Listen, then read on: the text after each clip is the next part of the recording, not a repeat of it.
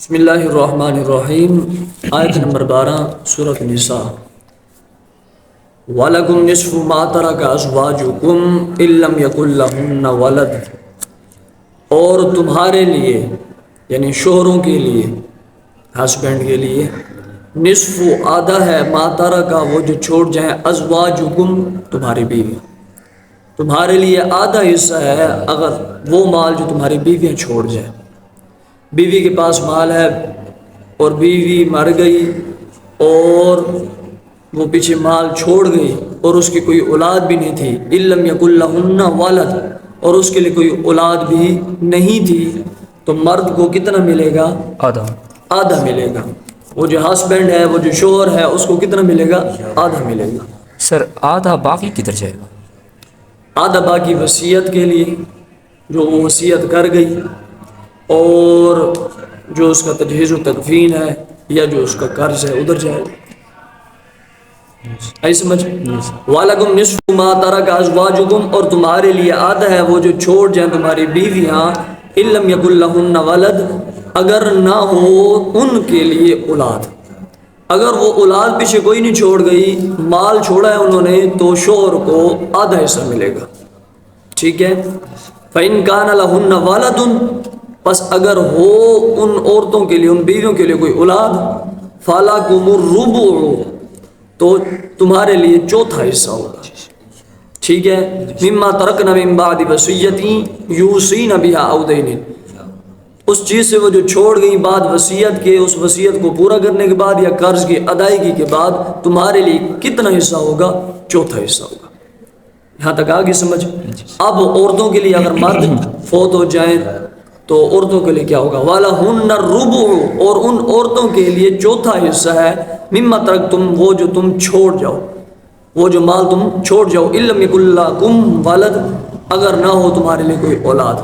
تمہاری کوئی اولاد نہیں تھی تو بیویوں کے لیے کون سا حصہ ہوگا؟ چوتھا حصہ ہوگا۔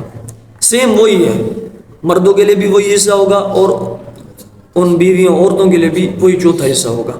فَإِن كَانَ لَكُمْ وَلَدٌ، پس اگر ہو تمہارے لیے کوئی اولاد، فَلَهُنَّ الثُّمُنُ، پھر ان عورتوں کے لیے، تمہاری بیویوں کے لیے آٹھواں حصہ ہوگا، مِمَّا تَرَكْتُم مِّن بَعْدِ وَصِيَّةٍ تُوصُونَ بِهَا أَوْ دَيْنٍ، اس چیز سے ہو جو تم نے چھوڑا وصیت کے بعد، اس وصیت کو پورا کرنے کے بعد یا قرض کی ادائیگی کے بعد، ان عورتوں کے لیے آٹھواں حصہ ہوگا، کیونکہ پھر اور اولاد میں بھی تو تقسیم ہوگا نا، کیونکہ اولاد ہے۔ یہ بیوی کی تقسیم کے بارے میں حکم ہو گیا۔ اب آگے جو شروع کر رہے ہیں وہ یہ ہے کہ کوئی عورت یا مرد فوت ہوا جو میت ہے، اس کے نہ ماں باپ تھے نہ کوئی اولاد تھی، اب اس کے بارے میں حکم آ رہا ہے۔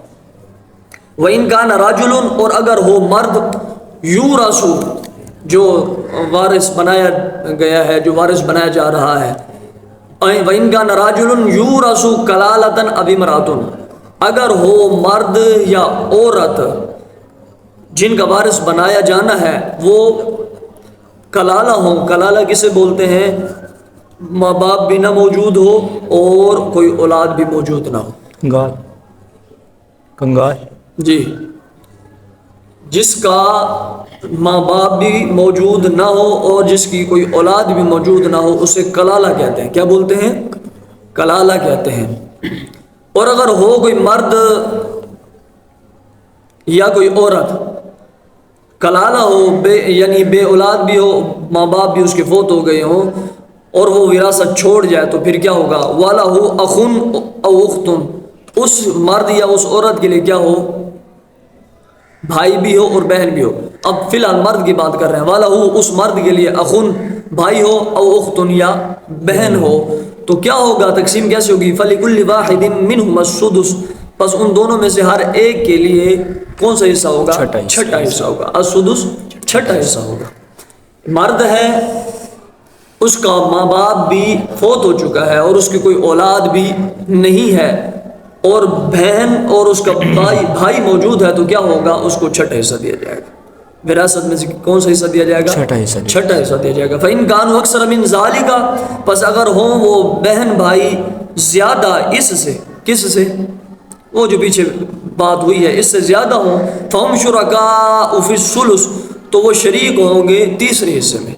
وہ سارے کے سارے جتنے بھی آئیں گے نا، دو سے زیادہ ہو جائیں، 3 ہو جائیں، 4 ہو جائیں، 6 ہو جائیں، اور اس میں یہ بھی ہے کہ بہن بھائی کی مقدار زیادہ ہو، یا دونوں بہنیں ہوں، یعنی 2 سے زیادہ بہنیں ہوں، یا 2 سے زیادہ بھائی ہوں، یا 2 بہنیں ہوں 2 بھائی ہوں، تو برابر برابر تقسیم ہوگا۔ یہ نہیں کہ جیسے ہم نے پیچھے پڑھا تھا کہ مرد کو زیادہ حصہ دیا جاتا ہے لڑکے کو، اور لڑکی کو کم دیا جاتا ہے، مرد کو دگنا اور عورت کو 1 حصہ دیا جاتا ہے۔ یہاں یہ تقسیم نہیں ہوگی۔ اگر کلالہ کے پیچھے بہن بھائی موجود ہیں تو اس میں تقسیم یہ ہوگی کہ اگر وہ 2 سے بڑھ گئے ہیں تو وہ تیسرے حصے میں سارے برابر کے شریک ہوں گے۔ نہیں سمجھ رہی بات کی؟ پیچھے آپ نے پڑھا تھا کہ مذکر کے لیے دگنا ہے اور مؤنث کے لیے 1 حصہ ہے، لڑکی کے لیے 1 حصہ، لڑکے کے لیے 2 حصہ۔ لیکن یہاں یہ مسئلہ ہے کہ کلالہ جو مرد تھا وہ آپ پیچھے بہن اور بھائی چھوڑ گیا، وہ 2 سے زیادہ تھے تو وہ تیسرے حصے میں شریک ہوں گے، اور اس میں یہ نہیں ہوگا کہ مرد کو زیادہ دیا جائے گا بھائی کو اور اس کی بہن کو تھوڑا دیا جائے گا، ایسا مسئلہ نہیں ہے، بلکہ تیسرے حصے میں سارے کے سارے برابر کے شریک ہوں گے۔ سمجھ آئی بات کی؟ وَإِن كَانُوا فَإِن كَانُوا أَكْثَرَ مِن ذَلِكَ فَهُمْ شُرَكَاءُ فِي الثُّلُثِ، اگر ہوں وہ اس سے زیادہ ہوں تو وہ شریک ہوں گے تیسرے حصے میں، بعد وصیت کے جو وہ وصیت کر گیا یا قرض کے ادائیگی کے بعد۔ غیر مضارین، وہ وصیت اور وہ قرض تکلیف دینے والے نہ ہوں، غیر مضارین تکلیف دینے والے نہ ہوں۔ مطلب کیا ہے؟ قرض ایسا ہو جو ناجائز ہو، ناجائز قرض ہو، اور وصیت وہ ایسی کر گیا جو ناجائز وصیت تھی۔ اب دیکھو سود کا جو قرض ہوتا ہے وہ جائز ہے کہ ناجائز ہے؟ ناجائز ہے۔ تو اس طرح کا اگر معاملہ ہو، اگر وہ وصیت ایسی کر گیا جو شریعت کے خلاف ہے، ناجائز ہے، تو پھر یہ والا معاملہ نہیں ہوگا کہ ان کی وصیت کو بھی پورا کیا جائے اور ان کے قرض کو بھی ادا کیا جائے۔ اگر وہ وصیت بھی جائز کر گیا اور اس نے جو قرض دینا تھا وہ بھی جائز تھا، تو پھر ان کے قرض کی ادائیگی کے بعد تیسرا حصہ دیا جائے گا اس کلالہ کے بہن بھائی کو۔ نہیں سمجھے؟ غیر مضارین کا کیا مطلب ہے؟ وہ قرض اور وہ وصیت تکلیف دینے والی نہ ہو۔ اگر تکلیف دینے والی ہوگی، وہ میں نے آپ کو بتا دیا، سود کا قرض دینا جائز بتاؤ؟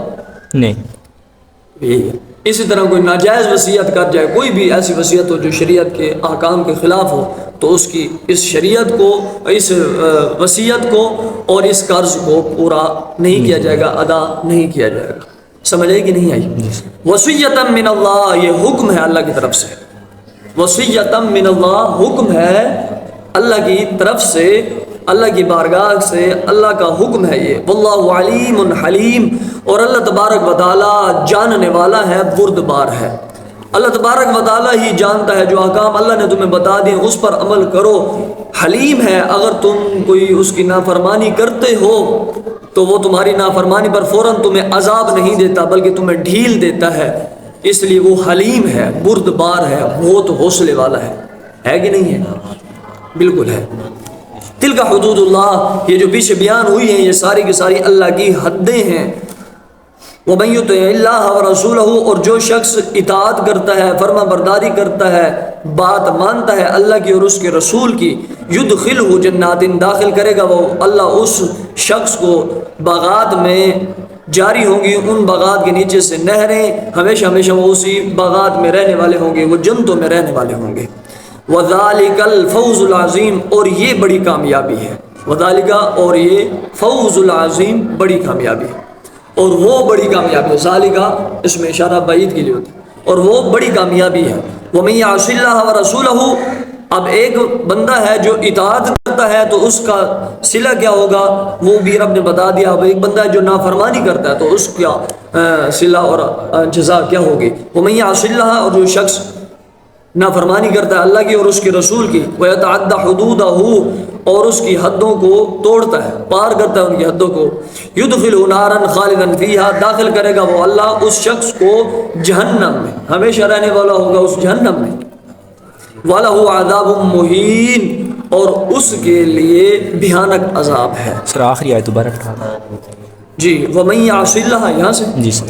اور جو شخص نافرمانی کرتا ہے اللہ کی اور اس کے رسول کی، وَيَتَعَدَّ حُدُودَهُ، اور تجاوز کرتا ہے اس اللہ کی حدود کا، يُدْخِلُهُ نَارًا خَالِدًا، داخل کرے گا وہ اللہ اس کو جہنم میں، خالدن فیہا ہمیشہ اسی میں رہنے والا ہوگا، وَلَهُ عَذَابٌ مُہین اور اس کے لیے بھیانک عذاب ہوگا۔